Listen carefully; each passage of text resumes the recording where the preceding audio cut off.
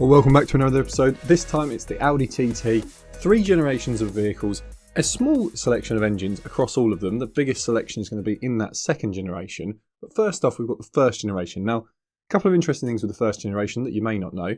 First off, there was, before the Audi TT even was released in the late 1998, there was actually a TTS concept.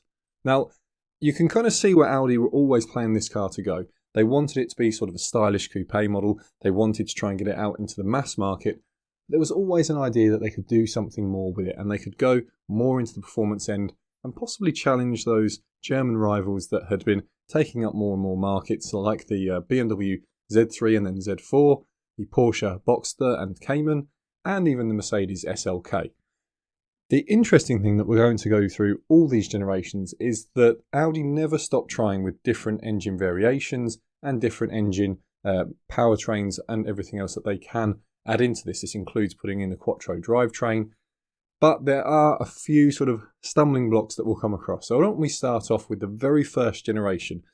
Interesting with the first generation, a few people have said when I did the buyer's guide for the third one, they said they had a first one, loved it.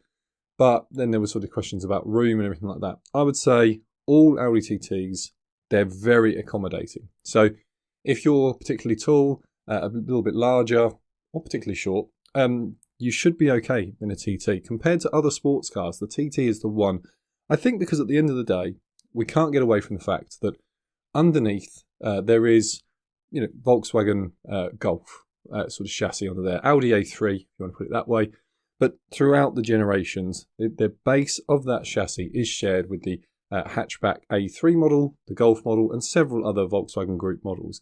However, because it's got a different body on top of it, because it has different suspension setup, and because it was always intended to sort of go into the sort of sportier car era, and Audi do have some very good technicians and engineers when it comes to this, they were able to move that chassis across and make it actually compete in the sports car market. Now, racing doesn't hurt with that, and obviously they did have a racing series with the Audi TT. So all of these things do add up to a car that, while it may be sort of derided and put off to the side by some people, even in this first generation, you've got a serious competitor if you need some practicality, but you do want something that has that little bit of a sports car aspect to it. So first generation, 2 engines. 1.8 turbo is the one that's going to be far and away the most popular.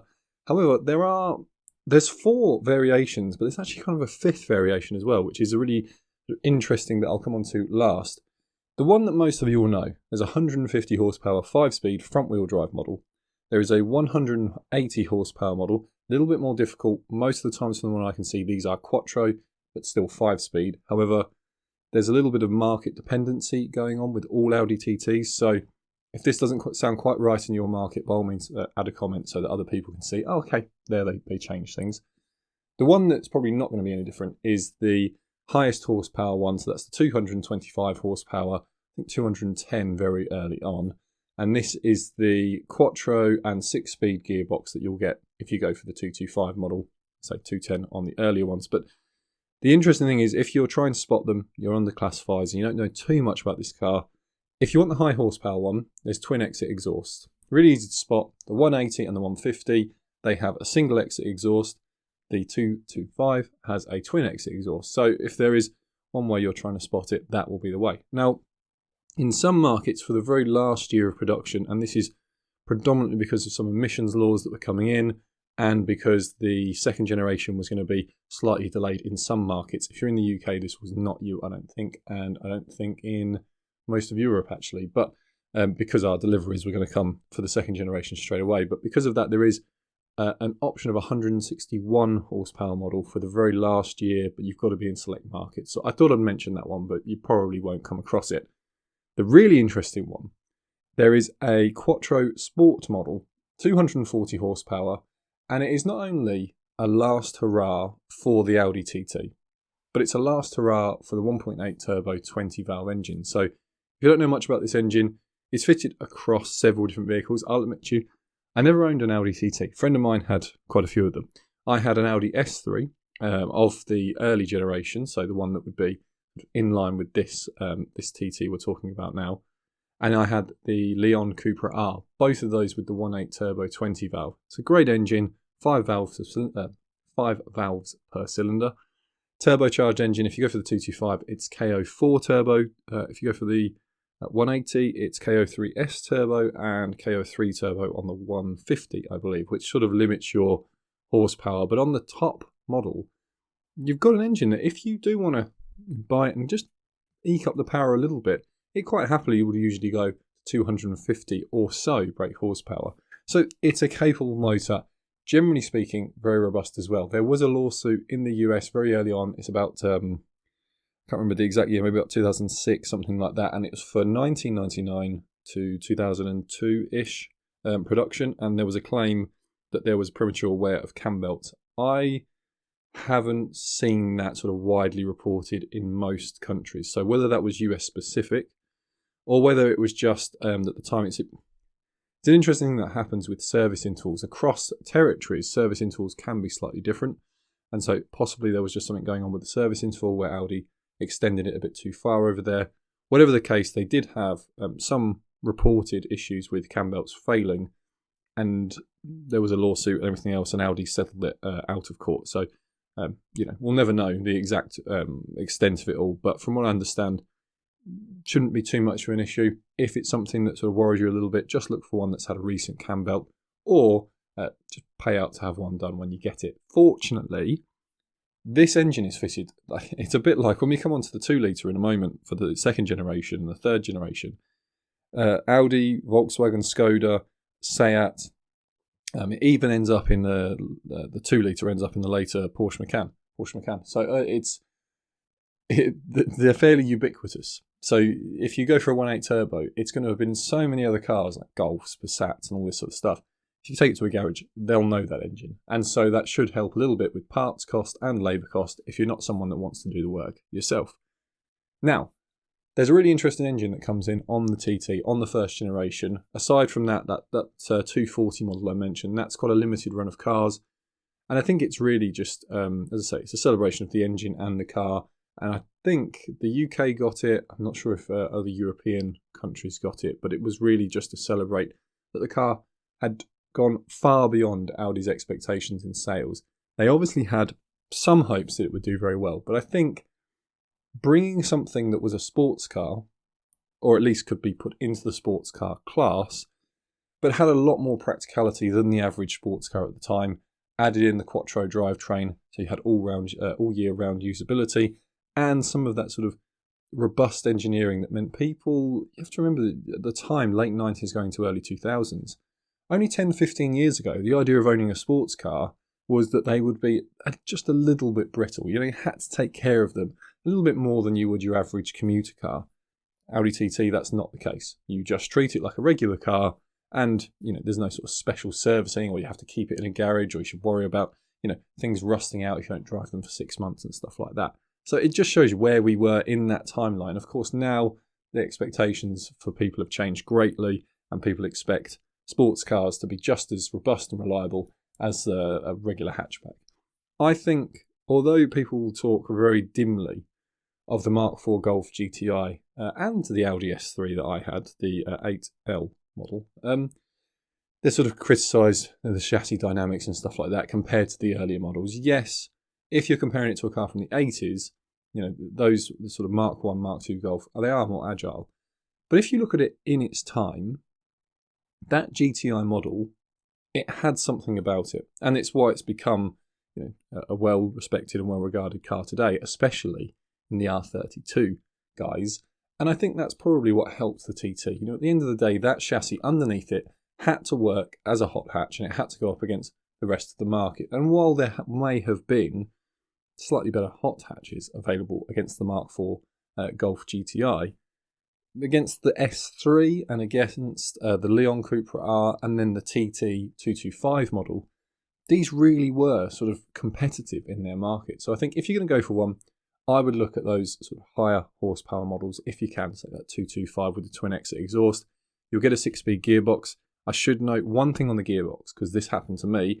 And if you're a fan of the show Wheeler Dealers, that's that one with Mike Brewer And it used to be with Ed China, and I think it's now with Elvis Presley. And there was someone in between, and I've forgotten his name. Sorry, I'm sure he's not watching, but if he is, sorry to him, I've forgotten him.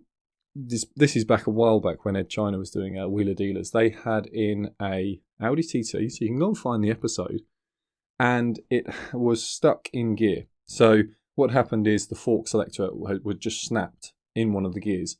That does happen. It happened to me on my Leon Cooper R shortly after I bought it. Called the guy, came and had a look at it, and summarily crashed it into a fence because I said to him, "It's stuck in gear, don't lift the clutch." So of course he went, "Oh no, it'd be all right."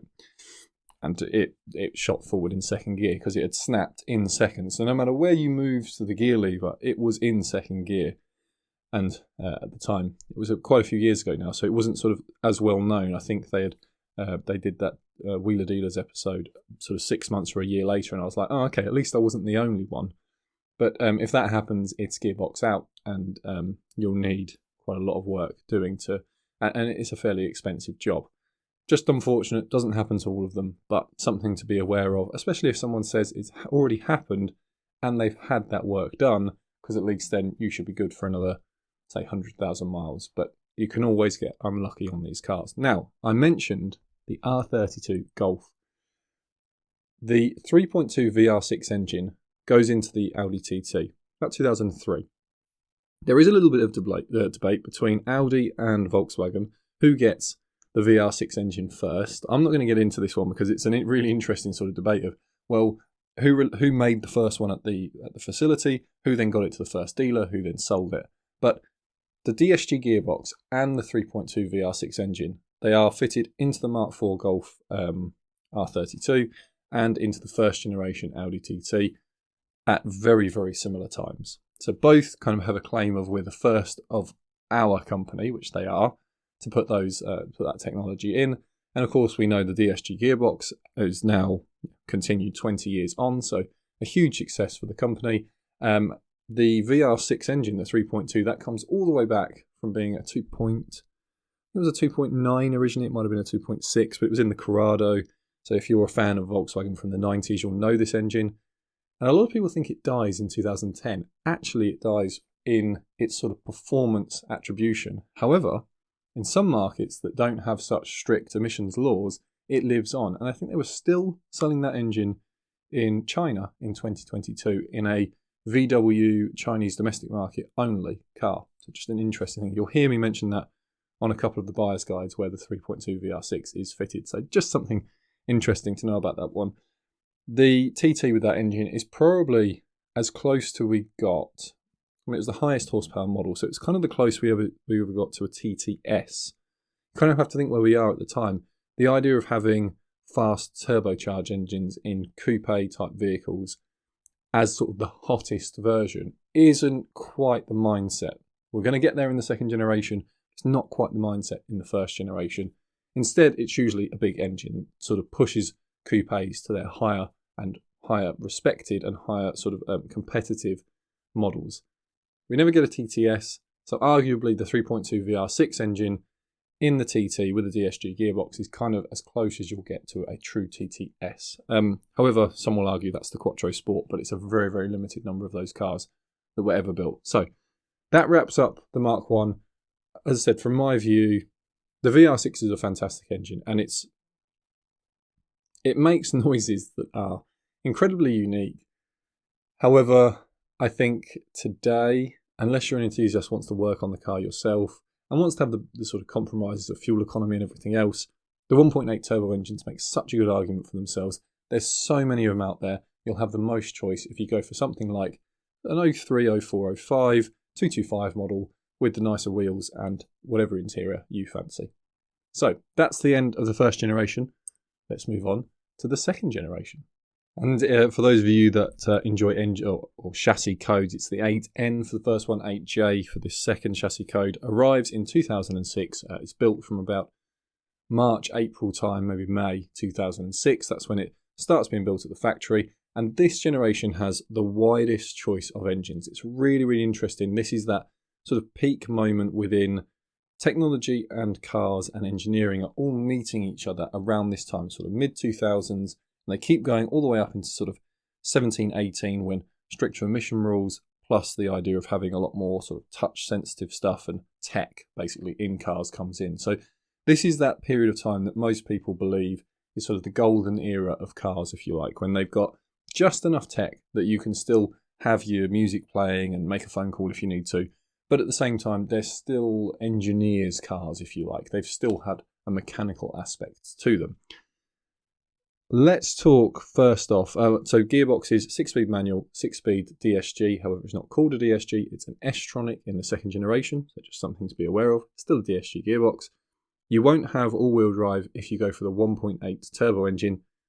And the 1.8 turbo engine, it's not the 1.8 20 valve. So for those of you who think, oh, I can have that old school engine in the newer chassis. No, it's an EA888. It's the first gen EA888. And if you don't know what an EA888 is, that's okay. It's the 2-litre engine that is still used to this day. Very, very popular 2-litre 4-cylinder straight 4 engine that the Volkswagen Group use across their lineup. But they did a 1.8 version early on, and that was fitted across their lineup, especially in quite a few Audis actually. I think the A5 had it, the TT had it, the A3 had it, the A4 had it. So it was a lot of cars, and it was the entry engine. You can't have a Quattro if you go for that engine, just so you know. And it's not the 20 valve engine from before. It is a different one. That doesn't come in though until about 2008, 2009. The other engine that's really interesting here, they're all interesting, but for those of you who want something a little bit different, you're like, well, I really like the TT, but I'm a bit of a different type of person, and I need to have everything. They do a 2-litre TDI engine. A friend of mine actually bought one of these back 15 years ago now, whatever it was, and was really interesting at the time. It was a common rail diesel engine, so Volkswagen was shifting away from the sort of PD engines and the engines that had gone before that were very robust but did have that diesel clatter to them, to common rail, which is a little bit smoother, does sound, I'm not going to call it sporty, but it doesn't quite sound like you've put a tractor in your Audi TT.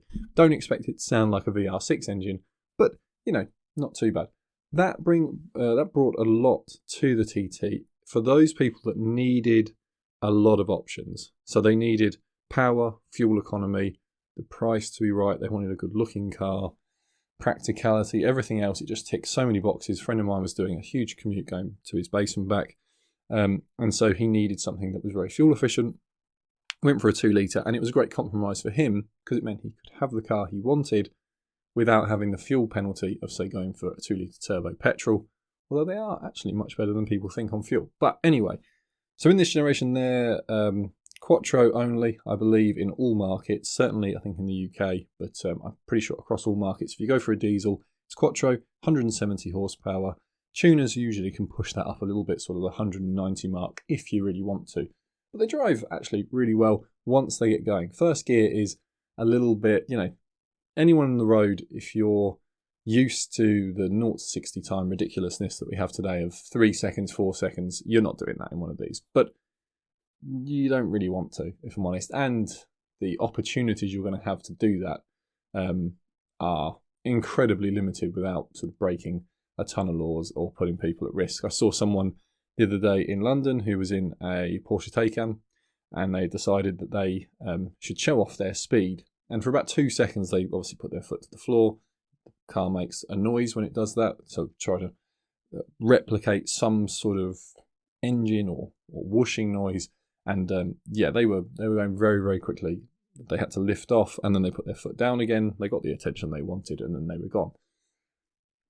The diesel TT isn't going to be like that. And you know what? All for the better, because when you want the performance, when you want to get it into the sweet spot of torque, you can. You can drive it between sort of 1900 revs and 3500 revs, keep it in that sweet spot, and you'll actually be able to really enjoy it.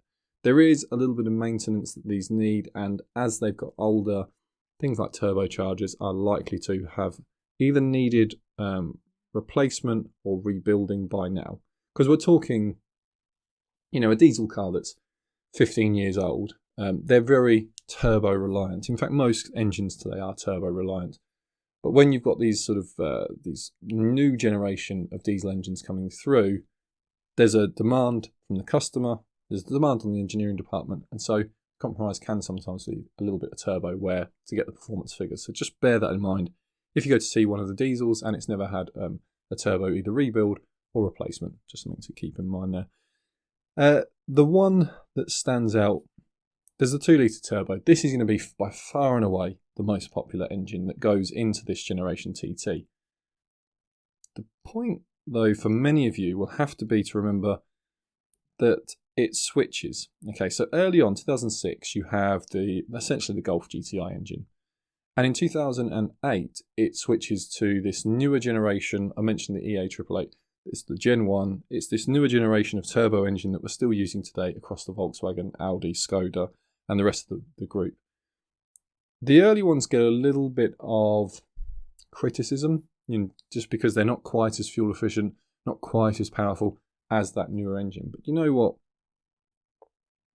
Honestly, if you find the right specification, don't worry about it. You still got, I think it's 200 horsepower on the early ones, and then like 211. I think it's about 2008, 2009, 2010. That's where you start to get the switch. You can see this in the TTS release.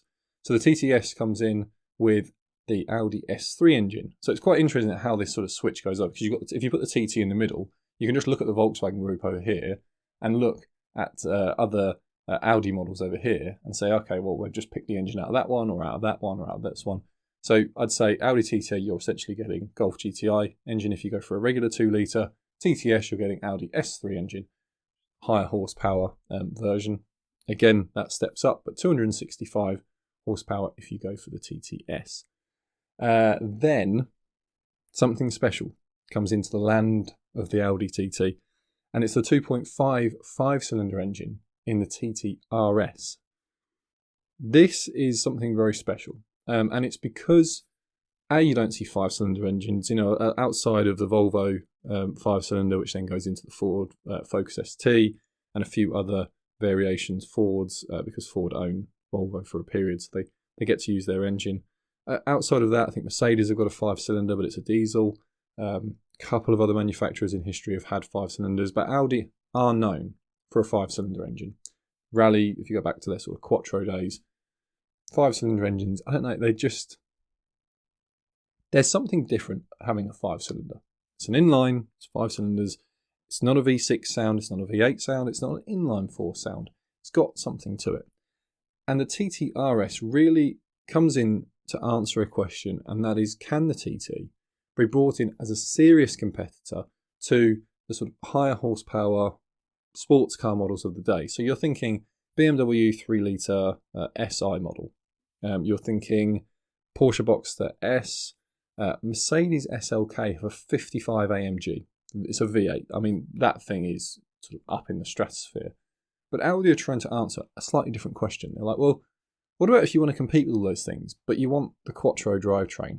You want the ability to really be able to enjoy it on a back road, but a snowy back road maybe, as well as in the summer. And you want that all-round your ability, but you also want a big boot. You want something that you can take in to your sort of regular garage who hasn't got to be specialised in a particular car, and they can just work on it. That's what the RS in this generation does, 335 horsepower. Something to note though, because the RS 5-cylinder continues all the way to the end. It is different though. This first one is different to the one we're going to come into in the 3rd generation. That is because this one is iron block, and that gives it some limitations if you're someone out there who really likes to tune their cars. This one is more limited than the later aluminium block, which really has a lot of relations to the Audi R8. It's not an exact sort of cut half of the engine off of the V10 in the R8, but there is some parts that will go directly into the later generation of this 5-cylinder engine that don't go into this one. So if you just want something that is the first of its type, it's going to be great. 335 brake horsepower, very few situations where you're going to think to yourself, oh, yeah, I haven't got enough power, Launch is very fast because I think they're only coming with a DSG gearbox. So you're sprinting off the line incredibly quickly in one of these, considering how broad the market is. For those of you though that had the 1st generation with a 3.2 VR6 and really gutted that you couldn't have one again, well, you can, but only for a few years. So 2006 to 2010, they keep the VR6 engine running in this generation TT. It was quite rare, to be honest. The way you can spot it is it'll have exhaust pipes right off each side, and there's sort of single on each side, so it's a twin exhaust, but singles, and they're right off in the corner of the rear bumper. The only model that gets that type of rear bumper. So something's weird. TTS obviously has quad exhaust. RS has the big ovals. They're all different. The 3.2 VR6, that gets its own sort of rear style, different to the 2 litre, to the diesel, to the 1.8, everything else. The pick in this generation, if it's on a budget and you want to find yourself something that is sort of going to give you the most choice, and you can go to a dealer and then another dealer and just keep looking for the best one, I'd just go for a 2 litre turbo in the 06 to 09-ish. If you've got a little bit more money, you can go 09 onwards. They do bring in the S-line models in this generation. That's from about 09 onwards. So just something to bear in mind. Say if you want the S-line looks, you've got to go a little bit later. But honestly, that 06 to sort of 2010 run, there's a lot of choice there. There was a lot of buyers, especially 06, 07. We all know what happens with the world in 2008. But the TT does keep sales throughout 2008. And then they sort of slower in later 2008 and into 2009. And then 2010, there's a refresh and there's a bump in sales at that point. The TTRS is something that will stand out. However, the TTS is a great car. And again, because you've got sort of a 210-ish horsepower 2 litre turbo engine, you've got a diesel, you've got the VR6, and then you have this TTRS Halo car, the TTS can sometimes get a little bit forgotten, and that shows in the prices. Not forgetting that it's 265 horsepower, it's quattro, it has some of the nicer spec, and some people put a lot of optional extras on those TTS models. You know, the advantage you'll have is you're not going to quite have the running cost of the 5-cylinder, so you'll have better fuel economy, you'll have lower maintenance cost, slightly smaller wheels, and less on the bodywork side. There's less sort of custom items which are only on the RS. The TTS is much closer to the regular TT model in its sort of track width and everything else. So just something to consider there. But if it's got to be the best one, then it's got to be the TTRS. That's simple as for the second generation. Third generation, let's move on to that one, because this is where we're going to say goodbye to the TT, unfortunately. And so in this third generation, it's 8V or FV or 8S. Again, if you're a bit of a chassis technical person. So 2016, they start making these from. And I'm just going to go through sales years for a moment, because this is where we see the market for cars just change dramatically from this time. So 2016, 2017, they're great sales years. They're the best sales years if you're... 2015 and 2016. Apologies, yeah. 2015, 2016. Those are the hot sales years if you're looking on the used market and you want the highest amount of variation. In 2019, there is a sales bump. So from the sort of 15, 16, there's a drop off. They refresh the entire range and the naming for the range in 2019. That bumps sales up in 19, but then it's the long good night for the TT after that. And so there will be less and less choice if you're going for different years around there. Those are the sort of hot years, but doesn't mean you can't find another one of the years. So what do we start off with? We start off with 2 litre TDI, that stays, and the 1.8 TFSI, but they only make it for a few years and not in all markets. And if I'm honest, looking on the used market, I actually struggled a lot to find the diesel particularly. The 1.8, there are quite a few. If again you're looking at those sort of first 18 months to 24 months of deliveries, there's the 1.8. But it's very clear that Audi decide we're not going to continue with the 1.8. That will become sort of a factory order only, and then it disappears entirely. So you can find them, but not for very long. And well, the 2 litre TDI, that's affected by, we know the world news that happens around sort of 2018-19 with the whole Dieselgate scandal, and Audi decides to quietly take away the TDI model of the TT. It wasn't selling amazingly well in this generation anyway, probably because the 2 litre turbo engine, petrol turbo engine, answered so many questions for so many people, and actually it was more fuel efficient than a lot of competitors. Now, it's difficult to make like-for-like comparisons because things like the Z4 come out with a 2 litre turbo engine. It's actually very efficient. The same goes for Porsche, actually. put a flat 4 engine in the Boxster and the Cayman around that time, when they go into the 718 generation. Other competitors that have existed for a long time, I'll sort of mention the Mazda MX-5 because you have to really whenever you talk about sports cars. That is sticking with its guns, it's staying with a 1.8 and a 2 litre, and it's not going turbo, and they know that they can sell enough of those. They have that captive market for there, and no one really is stepping away from those Mazdas to come into something like the TT. And so they sort of look at what they have in their range and they say, look, the 2 litre turbo is fuel efficient enough for most people.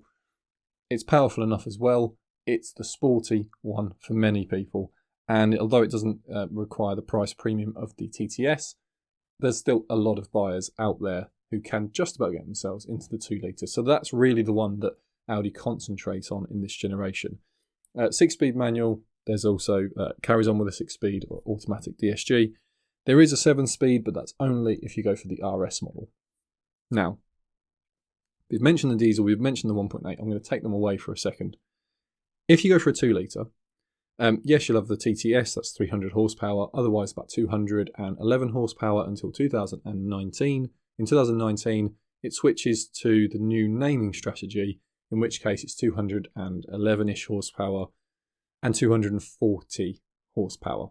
Okay, so it's a 40 and a 45 model, that's 2019 onwards.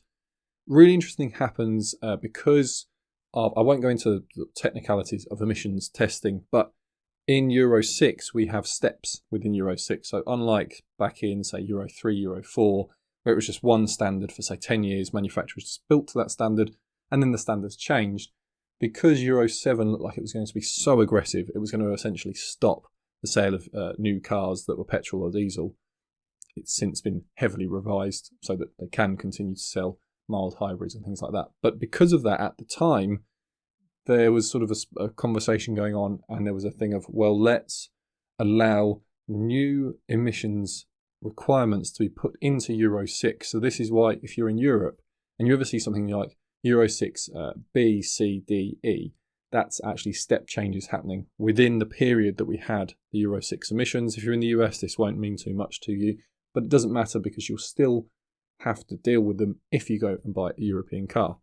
And the one thing that happens is that in 2018, cars require, petrol cars this is, they are required to have the same particulate filters that diesel cars have had to have since around 2007, 2008 in Europe.